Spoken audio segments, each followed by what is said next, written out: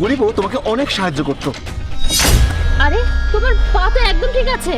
তোমার আফসোস হচ্ছে, কিন্তু আজকে না তোমাদের দিনটা খারাপ যাচ্ছে। এসব কি করে বেড়াচ্ছিস তুই? তুই এতটাই গরিব হয়ে গেছিস যে মিথ্যা পা ভাঙার অভিনয় করে ভিক্ষা করে বেড়াচ্ছিস? আমি মিথ্যা ন্যাংরা সেজে টাকা কামাতে আসিনি, আমি মানুষ চিনতে এসেছি। কিন্তু এখানে এসে কিন্তু কি দেখলাম জানো? যে আগের মানুষটা আগের মতনই আছে, ঠিক যেমনটা কয়েক বছর আগেও ছিল। তুমি তো অহংকারী একটা। এখন 500 একর জমির যে প্রজেক্টের কাজটা চলছে সেটা তোমরা আর পাবে না। এটা তুমি কিভাবে জানলে যে ওই কাজটা আমার পাওয়ার কথা ছিল? আজকে ওই 500 একর জমির যে প্রজেক্টের কাজ, ওটার জন্য কোনো ক্লায়েন্টের আসার কথা আছে না? হ্যাঁ স্যার, মিস অপু আসার কথা ছিল না। এই যে এটা তার কোম্পানির প্রোফাইলের ডিটেলস।